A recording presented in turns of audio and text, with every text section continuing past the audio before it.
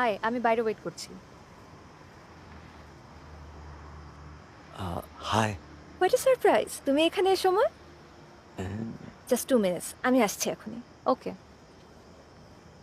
আচ্ছা, এত রাতে তুমি এখানে এলে যে? তুমি এসব কি বলছো প্রার্থনা?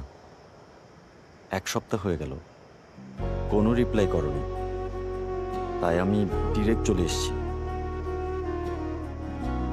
1 সপ্তাহ ধরে তুমি ডিসিশন নিচ্ছিলে? না, ডিসিশন তো আমি পরের দিনই নিয়ে ফেলেছি, হুম? কিন্তু তুমি কল দাওনি। কি রে, যাবি না? আমি ওর সাথে চলে আসবো, তুই যা। ঠিক আছে তাহলে। হ্যাঁ হ্যাঁ, আমি ওকে ড্রপ করে দেব, তুমি সাবধানে যেও। যাও। বাই। বাই। তুমি যখন ডিসিশন নিয়েছো আমাকে কিছু জানাওনি কেন? তুমি তো আমাকে জিজ্ঞাসা করনি। তুমি তো বলেছিলে তুমিই আমাকে জানাবে, তাই তো।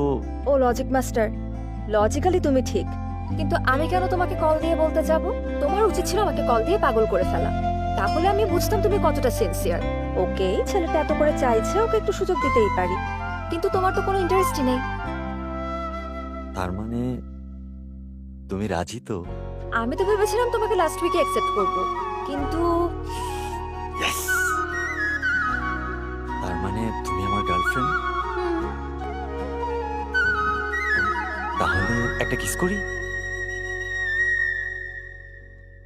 হুম? এখানে হ্যাঁ, এখনই? এখনই। আমরা যাই স্যার, বাইকটা স্টার্ট করেন। হুম, ঠিক আছে, চলো।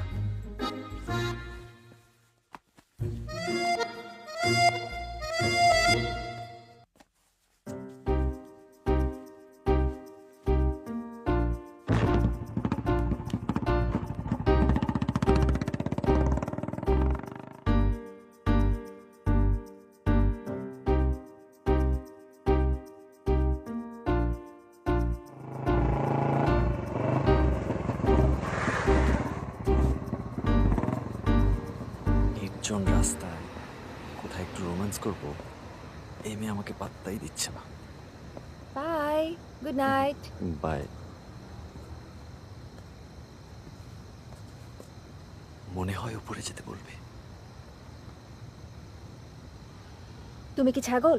হুম, এত নির্জন একটা জায়গা, এখন কিস করতে ইচ্ছা করছে না?